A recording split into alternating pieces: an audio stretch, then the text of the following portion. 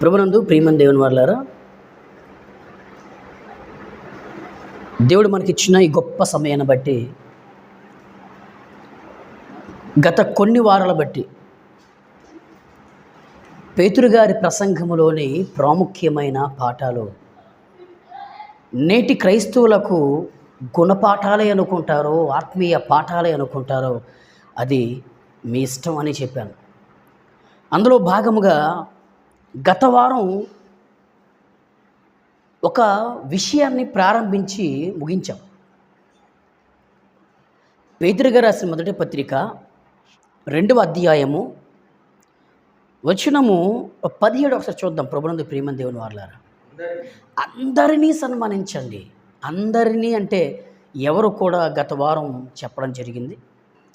Next అందులో 2వ point ఏంటండి అంటే అందరినీ సన్మానించండి, సహోదరులను ప్రేమించండి, 3వది దేవునికి భయపడండి, 3వది రాజును సన్మానించండి.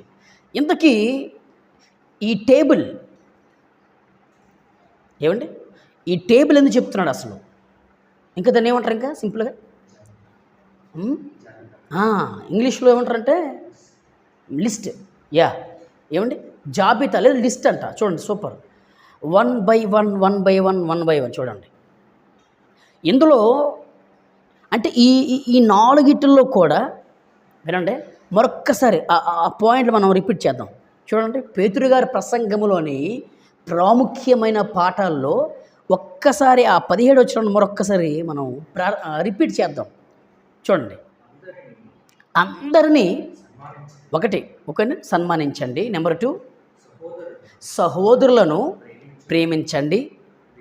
నెంబర్ 3, దేవునికి భయపడండి. నెంబర్ 4, రాజును సన్మానించండి. ఏమండి? అంటే జాబితా ఇచ్చాడు.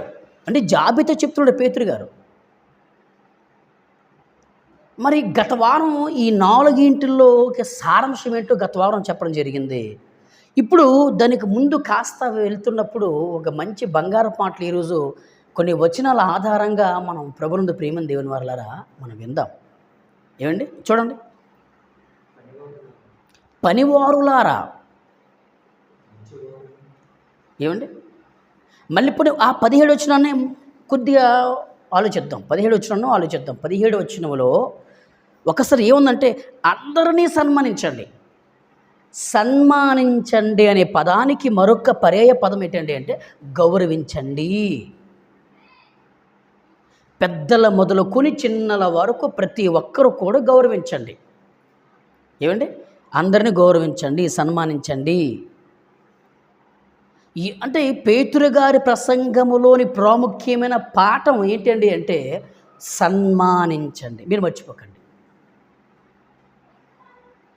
దీనికి ఇంకా మనకి బైబిల్ ఎవిడెన్స్ మనకు కావాలి అంటే ప్రభునందు ప్రియమైన దేవుని వారలారా, యేసుక్రీస్తు యొక్క భౌతిక సంబంధమైన సహోదరుడు యాకోబు గారు పత్రికలో అని ఏం రాశాడో చూద్దాం. యాకోబు గారు రాసిన పత్రిక 2వ అధ్యాయము వచనము చూడండి, 1-4 వచనం చూడండి. 2:1-4.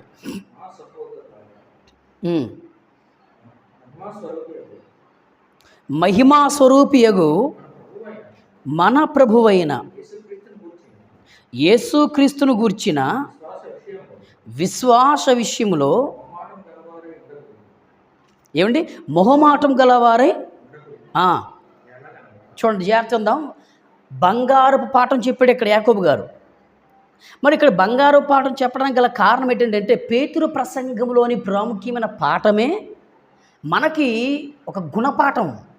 యాకోబు గారు ఏం చెప్తున్నారు చూడండి. మనుష్యుల మనస్తత్వాలు, మనుషుల యొక్క ఆలోచన విధానం ఎలా ఉందో మీరు తెలిసిపో. చూడండి, నా సహోదరులారా, మహిమా స్వరూపియగు మన ప్రభువైన యేసుక్రీస్తును గూర్చిన విశ్వాస విషయములలో మోమాటము గలవారై ఉండకుడి. అంటే అర్థమేంటి? యేసుక్రీస్తు వారికి ఏ విషయంలో మోమాటము లేనివాడు. మీరు మర్చిపోకండి. మరి ఇప్పుడు ఆ ప్రభువునే, ఆ యేసునే మన రక్షకుడుగా, దేవుని కుమారుడుగా మనం స్వీకరించాం. అంగీకరించాం కనుక ఇప్పుడు ఆయన యొక్క మాదిరికరమైన జీవితం లేదా ఆయన అడుగు జాడల్లో నడిచే వ్యక్తిత్వం మనలో ఉండాలి కనుక మనలో కూడా క్రీస్తు యొక్క బీజమే మనలో ఉండాలి. ఆయన అడుగు జాడల్లో మనం నడవాలి కనుక మరి యేసుక్రీస్తు వారికి మోమాటం లేనప్పుడు మనకు కూడా ఏ విషయంలో మోమాటము ఉండకూడదు. ఇది మనకి ఈ టాపిక్లో ఈ పాయింట్ కాదు, కానీ ఎందుకు చెప్తున్నానంటే యాకోబు గారు 1 by 1 చెప్తున్నాడు కనుక ఇది మీకు వివరిస్తున్నాడు, అంతే, ఇంకేం లేదు. నెక్స్ట్ చూడండి.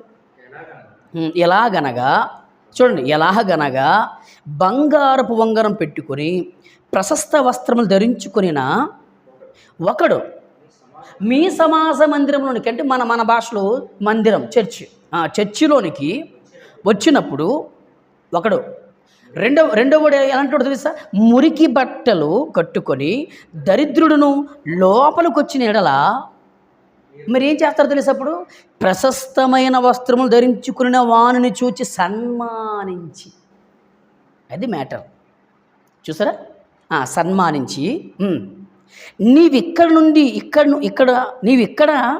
మంచి స్థలమందు కూర్చుండమని చెప్పి ఆ దరిద్రుడితో, ఆ బీదవాడితో, ఆ పేదవాడితో నీవు అక్కడనే నిలువు, లేక ఇక్కడ నా పాదపీఠమునకు దిగువన కూర్చుండమని చెప్పిన ఎడల. కంటిన్యూ, నెక్స్ట్ వివరిద్దాం.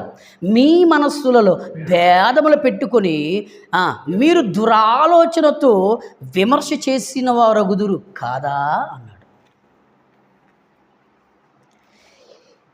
ఈ వచనాల్లో ఒక అద్భుతమైన నీతి పాఠము తండ్రి అయిన దేవుడు యాకోబు గారికి ఆత్మ సహాయాన్ని ఇచ్చి చక్కగా రాయించారండి. ఒక మంచి ఉదాహరణ చెప్పాడు. ఉదాహరణ కాదు, జరుగుతున్న సంఘటనే. అది యాకోబు గారి కాలంలో జరిగింది. నెక్స్ట్ ప్రజెంట్ ఈ 2024వ సంవత్సరములు అనగా 21వ శతాబ్ద కాలంలో కూడా ఇవే జరుగుతున్నాయి. అప్పట్లో సమాజ మందిరాలు ఉన్నాయి, ఇప్పట్లో దైవ మందిరాలు ఉన్నాయి. అప్పట్లో సమాజ మందిరంలోకి వచ్చి వాక్యం వినేవారు, ఇప్పుడు దేవుని మందిరాలు అనగా చర్చిలోకి వచ్చి వాక్యం వింటున్నారు. అప్పట్లో సమాజ మందిరాలు, ఇప్పట్లో క్రైస్తవులకు ఇవే పాఠశాలలు. ఏమండి, యాకోబు చెప్పాడు, ఆ మందిరంలోనికి ఒక ధనవంతుడు వచ్చాడు, అలాగే ఒక బీదవాడు వచ్చాడు. కానీ ఇక్కడ ఏం చేశారు, అక్కడ సమాజ మందిరంలో ఉన్న వాళ్ళు ఏం చేశారు తెలుసండి, ఇద్దరిలో ఎవరికి విలువిచ్చారు, ఇద్దరిలో ఎవరికి ఒక ప్రాధాన్యత ఇచ్చారు, ఇద్దరిలో ఎవరిని ప్రేమించారు, ఇద్దరిలో ఎవరిని సన్మానించారు అని ఆలోచిస్తే ప్రశస్త వస్త్రములు ధరించుకున్న ధనవంతుణ్ణే సన్మానించారండి ప్రజలు. బీదవాన్ని సన్మానించలేదు. ఏమండి, దరిద్రుని సన్మానించలేదు, మురికి బట్టలు వేసుకున్న వ్యక్తిని సన్మానించలేదు. ఏమండి అంటే మొదటి శతాబ్ద కాలం అంటే సుమారుగా 2000 సంవత్సరాల క్రితమే ఈ తారతమ్యం, ఈ వేరియేషన్, ఈ భేదాలు ఏమండి అప్పట్లో ఉన్నాయి. అలా ఉండొచ్చా? మరి పేతురు ప్రసంగంలో మనకు ఏం నేర్పించాడు ఆయన? పేతురు గారు మొదటి పత్రిక 2వ అధ్యాయం వచ్చిన 17లో పేతురు గారు మనకేం నేర్పిస్తున్నారు? అందరినీ సన్మానించండి. ధనవంతుడని లేదు, బీదవాడని లేడు, జ్ఞాని అని లేదు, జ్ఞానం లేనివాడని లేదు, బుద్ధిమంతుడని లేదు, బుద్ధిహీనుడని లేదు, ఏమండి మంచివాడని లేదు, చెడ్డవాడని లేదు, స్త్రీ అని కానీ, పురుషుడని కానీ, యూదుడని కానీ, గ్రీకు దేశస్తుడని కానీ ఎవరు అసలు భేదమే లేదు, అందరిని సన్మానించండి.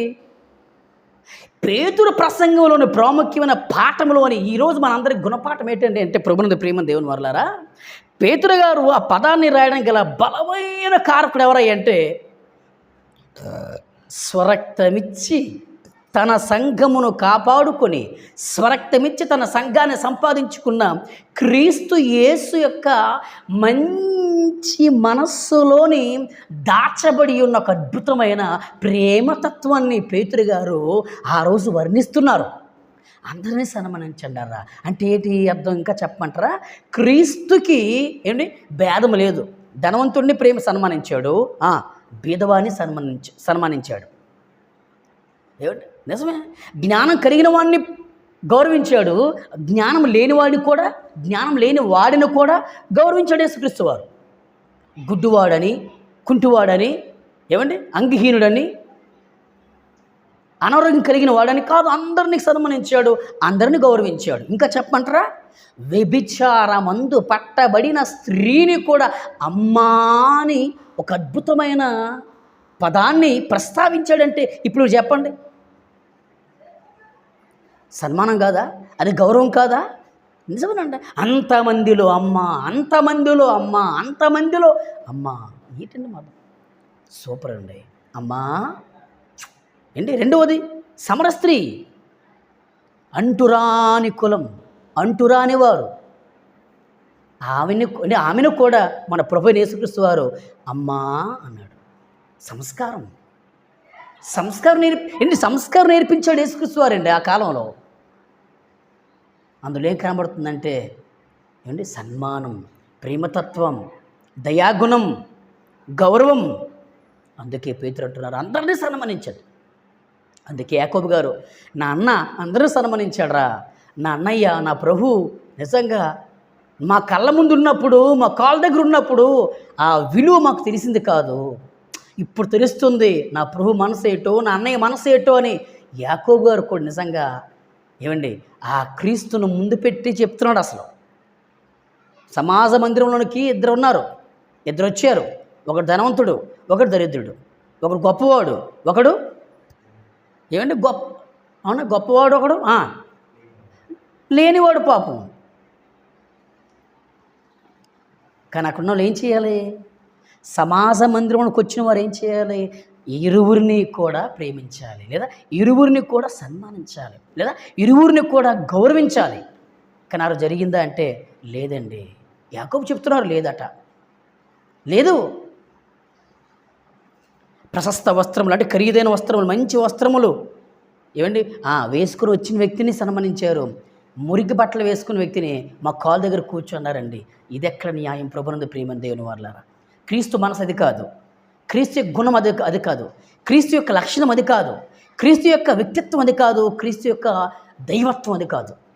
అందరినీ సమానంగా చూసే సన్మానించే ఒక మంచి గుణం మన ప్రభు అయిన యేసుక్రీస్తు వారిదండి. అందుకే ఇటు పేతురు అన్నారు, అటువైపు యాకోబు గారు కూడా అన్నారండి. అందరూ సన్మానించండి, గౌరవించండి, లోబడండి. ఇంకో చూద్దామా? రోమిలు రాసిన పత్రిక 12వ అధ్యాయము వచనం 10 ప్లీజ్. రోమిలు రాసిన పత్రిక 12వ అధ్యాయము వచనం 10. చూసారా? పౌలు చెప్తున్నాడు అక్కడ. పౌలు రోమా పట్టణములో ఉంటున్న క్రైస్తవులకు చెప్తున్నాడు పౌలు గారు, సహోదర ప్రేమ విషయముందు ఒకని యందు ఒకడు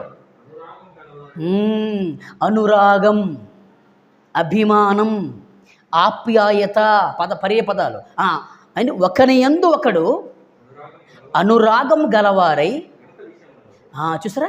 ఘనత విషయములో, గౌరవించుకునే విషయములో, మెప్పించుకునే విషయములో ఒకరిని ఒకడు గొప్పగా ఎంచుకోవాలంటే అర్థం ఏంటి? గొప్పగా ఎంచుకోవాలంటే ఒకరొకరు మించేయాలి. నేను పలానా వ్యక్తిని గొప్పగా చేస్తాను, ఆయన ఏం చేయాలి?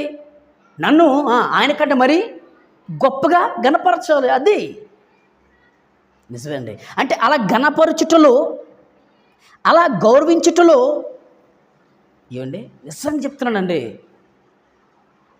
ఒక దేవుని అంటే క్రీస్తు ప్రేమ ఏంటో, ఒకరి పట్ల ఒకరికి ఎంత గౌరవ భావం ఉందో అది బయటపడుతుంది. నిజం. మళ్ళీ చదవండి జాగ్రత్తగా. సహోదర ప్రేమ విషయంలో ఒకని యందు ఒకడు అనురాగం అండ్ అనురాగం నిజమేనండి. అనురాగం కలిగిన వారై